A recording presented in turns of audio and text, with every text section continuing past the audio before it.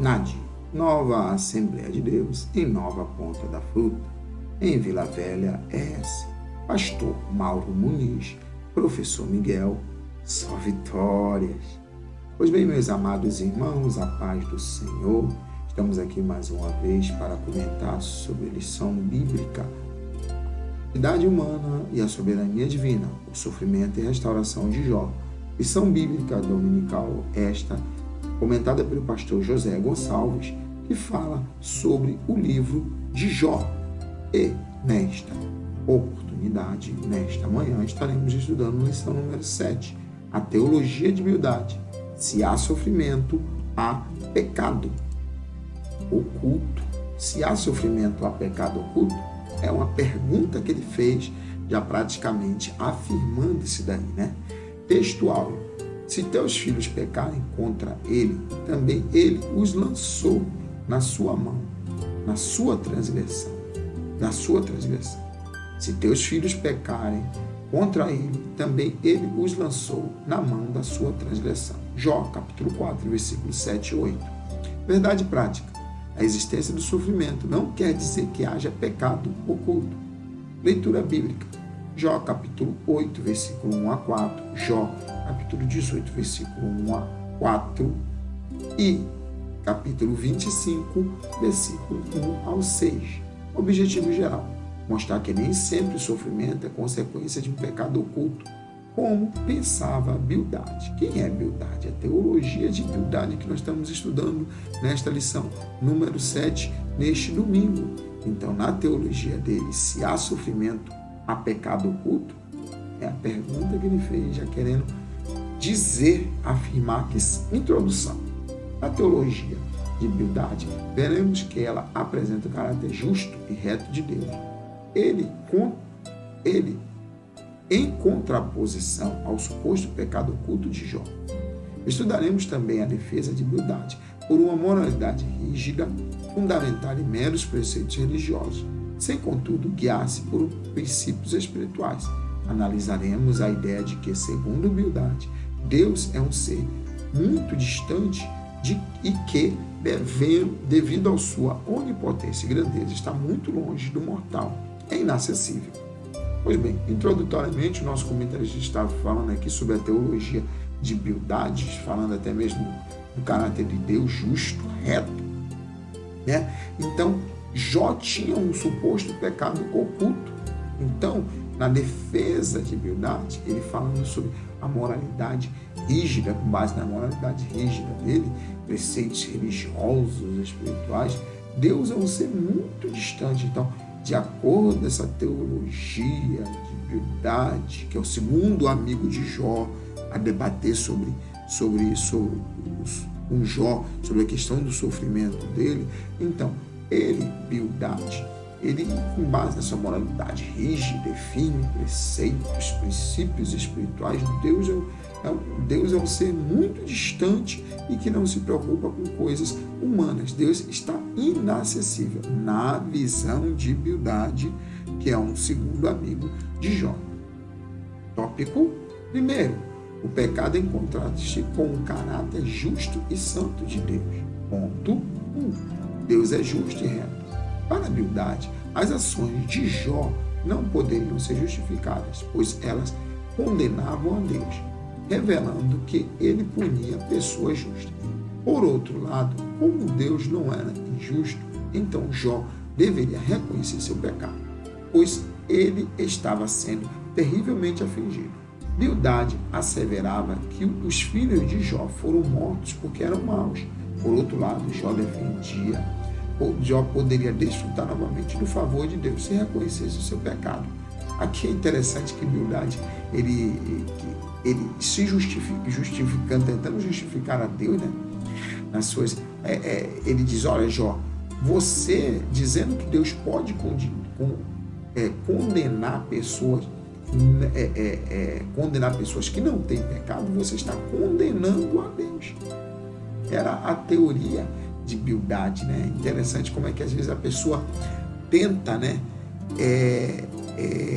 para justificar as suas teorias, as suas ideias, as suas cabeças, até parece que coloca pessoas assim como que tivessem mesmo a seu favor, até mesmo o próprio Deus a favor dele, defendendo a Deus de uma forma assim, digamos até que quase exagerada, exorbitante, fala de coisas assim que você acaba, realmente, se for isso mesmo, se não vou contra Deus, que era o que Bildade estava tentando colocar, Jó contra Deus. Se Deus estava o punindo, então Deus era injusto.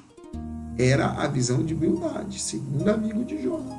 Então, Bildade que ainda diz mais, ainda diz, olha, seus filhos, eles foram mortos porque eram maus. Aí ele tenta até arrumar uma palavra digamos assim, de confiança para com Jó, e dizer assim, os seus filhos eram muito maus, por isso foram mortos. Mas se você está vivo, se você se arrepender deste pecado oculto, você pode ainda desfrutar do favor de Deus. Era a visão de Bildade. Ponto 2. Uma compreensão limitada da natureza de Deus. Bildade traz consigo uma compreensão limitada da natureza de Deus, o que faz com que ele pense que o sofrimento de Jó seja a consequência de um pecado oculto. Outra compreensão é: Jó deve demonstrar que é realmente bom e que merece o favor de Deus. É uma teologia que destaca a meritocracia humana no processo de justificação. Para Bildade, não é a graça que flui de Deus, mas o esforço humano que, por um mérito próprio, justifica um homem diante de Deus. Pois bem, aqui numa compreensão limitada de Deus, era a compreensão que Bildade tinha limitadíssima. Ele pensava que o sofrimento de Jó era em consequência de pecado. Então, Jó deveria realmente demonstrar, conhecer o favor de Deus, ou reconhecer o favor de Deus, aceitando o seu pecado. Né? Era uma teologia que é tipo assim, olha, Deus castigou os teus filhos e puniu os teus filhos porque o pecado dele estava muito grande, mas os teus não está tão grande. Então, faças valer a tua vida diante de Deus, arrepende-se desse teu pecado. Então, quer dizer, era algo como tipo assim, se eu sou bonzinho, Deus me mantém em vida. Se eu sou mau, Deus me mata, igual como matou os filhos de Jó, meritocracia. Quando na verdade nós acreditamos que a salvação é pela graça, e essa não vem de nós, mediante a nossa fé, essa não vem de nós, a salvação vem pela graça, mediante a nossa fé, e essa não vem de nós, vem de Deus que nos dá. É isso que nós temos. Então, para a Bildade, não é a graça que flui de Deus, mas o esforço humano. Ele acreditava no esforço humano para conseguir as pessoas conseguirem salvação. A imperfeição humana é o ponto 3. Deus é santo e Jó é um pecador. Entretanto, essa não era a questão para Jó. O grande questionamento dele poderia ser feito da seguinte forma: é verdade que onde há sofrimento há pecado? Seus amigos responderiam sim. Jó, retumbante, não. Deus não havia testemunhado acerca da integridade e da justiça de Jó. Isso deixa claro que nem sempre o sofrimento é fruto de uma perfeição moral ou resultado de um pecado pessoal. Esse era o caso de Jó. Pois bem, quando ele está falando aqui no ponto 3 do comentarista sobre a imperfeição humana, na visão de Bildade, o segundo amigo de Jó, a comentar, ele fala que aqui é verdade que onde há sofrimento há pecado? Seus amigos responderiam, na visão dos amigos dele, sim, se há sofrimento há pecado. Mas Jó responderia retumbante, não. Deus já havia testemunhado a integridade e justiça de Jó. Então, Deus próprio já tinha testemunhado sobre isso. Então, se Jó houvesse pecado, Deus não iria testemunhar como testemunhou. Nem sempre o sofrimento é resultado de pecado. Isso que Jó acreditava, isso que nós vemos até mesmo o testemunho de Deus para com a vida de Jó. Tópico 2. Pecado visto como uma quebra da moralidade tradicional. Ponto 1. Moralismo por tradição. Bildade também está comprometido na defesa da moralidade que ele acreditava ser correta. Para ele não havia nada de errado quando fez a defesa da justiça divina, da mesma forma que acreditou estar correto quando defenderia a moralidade dos seus dias. Todavia, não podemos falar de uma ética ou teologia moral de Bildade, mas simplesmente de um moralismo fundamentado na tradição. Quando é que o comentarista nos fala sobre o moralismo na tradição, eles falam aqui sobre questão de humildade, a moralidade porque ele acreditava ser correta. Isso era o que ele acreditava, inclusive ele acreditava na moralidade até dos seus dias. Então, nós não podemos falar de moralidade baseado no fundamento na tradição. Nós não podemos crer nisto, numa tradição, que se há pecado, se há sofrimento, há pecado. Nós não podemos acreditar nisso. Moralismo ou tradição. Ponto 2. Subversão na ordem moral. Para a Bildade, as desgraças sofridas por Jó ocorreram por causa da quebra da moralidade estabelecida. Como o entendimento de Bildade era o de que o universo é controlado por leis morais inflexíveis, ao quebrá-las, Jó sofreu as consequências. Praticar a justiça é se ajustar à dinâmica dessas leis morais. Bildade acreditava que de nada adiantava Jó achar que os maus prosperavam, pois isso era apenas ilusão. Jó estaria tentando subverter a ordem moral aceita. Pois bem, quando ele está nos falando aqui a subversão da ordem moral, ele nos fala aqui sobre a questão de o universo é controlado por leis morais inflexíveis. Esta era a visão de Bildade. Então Jó estava quebrando todas essas leis quando se defendia que mesmo sofrendo estava sem pecado. Então quando ele nos coloca aqui, nada adiantava para Jó achar que os maus prosperam, pois isso apenas é uma ilusão. Esta é a visão de Bildade, segundo amigo a comentar, a dialogar com Jó. Ponto 3. Contemplando a cruz. Jó sabia que Deus está no controle de tudo. Ele não havia quebrado nenhuma lei moral. Ele quer abandonar toda instância humana e apelar para um mediador. É aí que ele contempla a cruz. Eu sei que o meu Redentor vive. A palavra Redentor significa alguém que defende uma família, quando este não podia fazer sua própria defesa. Os primeiros líderes da igreja entendiam que Jó predisse a ressurreição que será efetuada por Cristo no final dos tempos e da qual ele participará. Pois bem, aqui o comentarista, quando está nos falando sobre contemplando a cruz, Deus está no controle de tudo. Nós sempre cremos nisso. Deus está no controle de tudo. E Jó sabia disso. Então, ele quer abandonar toda a instância humana e apelar para um mediador divino, soberano, eterno. E quando ele fala que o seu Redentor vive, que por fim se levantará sobre esta terra, ele já tem a visão de alguém que possa defendê-lo, como a palavra Redentor no passado tinha a ver com a questão de alguém que defendia a família, como se fosse, digamos, um advogado que defendia a família, como nós vemos até advogado defender pessoas que não podem pagar um advogado, uma defensoria pública, algo desse tipo, defender uma pessoa por questão dela não ter condições para defender a situação. Essa é a palavra, o sentido que tinha naquela época, Redentor. E nós sabemos que Jesus Cristo é o nosso Redentor, nosso advogado fiel, nosso protetor, nosso ajudador. E Jó profeticamente também acreditava dessa forma. E segundo os estudiosos, ele acredita que Jó estava se referindo profeticamente ao dia da ressurreição, quando Cristo voltará também para buscar a sua igreja na primeira ressurreição, que Jó também fará parte. Eu tenho uma visão, particularmente, Miguel, uma visão um pouquinho diferente. Na minha opinião, ele já estava visando a cruz de Cristo, porque tudo vai com base na cruz de Cristo. Nós temos antes dos tempos, temos finais dos tempos que nós estamos vivendo, antes dos tempos, antes da cruz de Cristo, finais dos tempos, quando nós estamos vivendo agora, e tudo converge para o meio, que é a cruz de Cristo, que é a plenitude dos tempos. Então, assim como nós olhamos para trás, somos salvos em Cristo Jesus, nós acreditamos que o nosso Redentor já veio e se levantou sobre esta terra, morrendo na cruz do Calvário por cada um de nós. Nós cremos, Jó também, ele é salvo em Cristo Jesus nessa terra. Mas esse é um pensamento particular, um pensamento meu. Os estudiosos acreditam de uma forma diferente. Tópico 3. O pecado em contraste com a majestade de Deus. Ponto 1. A grandeza de Deus. Ao longo do debate entre Jó e seu amigo, esgotou o poder argumentativo de Bildade, o que fez com que ele repetisse várias vezes o que já havia dito. Nada há de errado quando Bildade define a majestade do Altíssimo. Todavia, Bildade acaba por criar um abismo que não existe entre a criatura e o Criador.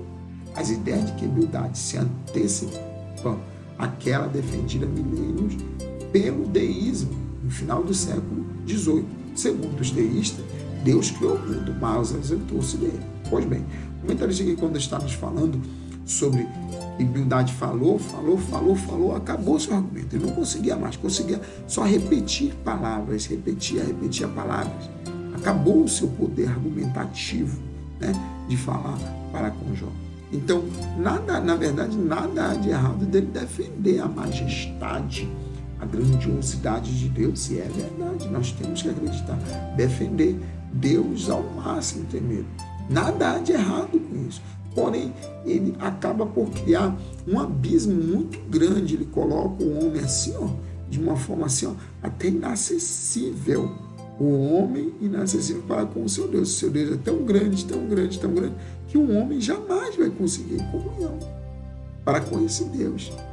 As ideias dele batem antecipadamente com que os deístas, tempos depois, no século XVIII, começaram a crer que Deus criou o mundo, porém ausentou-se dele. E nós não acreditamos nisso. Nós acreditamos que Deus está conosco todos os dias até a consumação dos séculos, nos protegendo, nos guardando. Ponto 2. Onipotente, mas não ausente. Jó responde a Bildade com ironia. Aqui Jó não questiona a onipotência divina, mas a aplicação de que Bildade faz desse conceito. Deus não deve ser visto apenas em sua força, mas sobretudo por seu amor. Ele nunca exaltou seu poder e grandeza acima do seu amor. Ele não disciplina simplesmente porque é grande, forte, soberano, mas porque ama. O Deus que a Bíblia apresenta é poderoso e glorioso, mas principalmente misericordioso e grandioso. Pois bem, o comentarista aqui nesse ponto, ele vem aqui nos falando sobre Deus não deve ser visto, é a visão que nós temos, que Jó tinha também, apenas em uma força, mas sobretudo por amor. Ele é Deus de amor, que se preocupa com sua criatura. O Deus que a Bíblia representa é poderoso, glorioso, mas principalmente misericordioso e grandioso. Aleluia, glória a Deus. Nós cremos neste Deus grandioso, poderoso, porém, ele também é misericordioso. Amém? Conclusão. Bildade faz 3 discursos teológicos e em cada um deles põe em destaque a sua crença. Ele não crê na inocência de Jó e, por isso, atribui seu sofrimento à existência de pecado. Assim, ele orienta Jó a viver segundo os ditames da tradição e, como consequência, o empurra para um moralismo de natureza apenas religiosa. Por último, quando quer exaltar a grandeza de Deus a qualquer custo, acaba por criar um abismo intransponível entre o Criador e a criatura. Concluindo a nossa lição aqui, o comentarista está nos falando aqui que ele não crê na inocência, a visão de Bildade, o segundo amigo de Jó, ele não crê na inocência de Jó. Por isso, diz que todo o sofrimento de Jó é por causa do seu pecado que ele comete. Então, ele orienta Jó a viver segundo os ditames da tradição, da religião tradicional dele. Ele acreditava apenas na parte de que se há sofrimento, há pecado e pecado oculto. Por último, ele acaba por criar um abismo intransponível. Abismo intransponível entre ele, Jó, e Deus. Mas nós não cremos assim, nós cremos em Deus Todo-Poderoso, verdadeiro, que é grandioso nos céus, mas é maravilhoso, também nos protege, nos guarda também na terra. Dito isso, terminando esta lição, neste domingo, a qual nós estivemos estudando sobre a segunda amigo de Jó, teologia de Bildade, se há sofrimento, há pecado oculto. Na semana que vem estaremos estudando a teologia de Zofar, que é o terceiro e último amigo a discursar com Jó. O justo não passa por tribulação? Há uma outra pergunta, a lição número 8, que estaremos estudando no domingo que vem. E daqui até lá, como eu costumo dizer sempre, é só vitórias!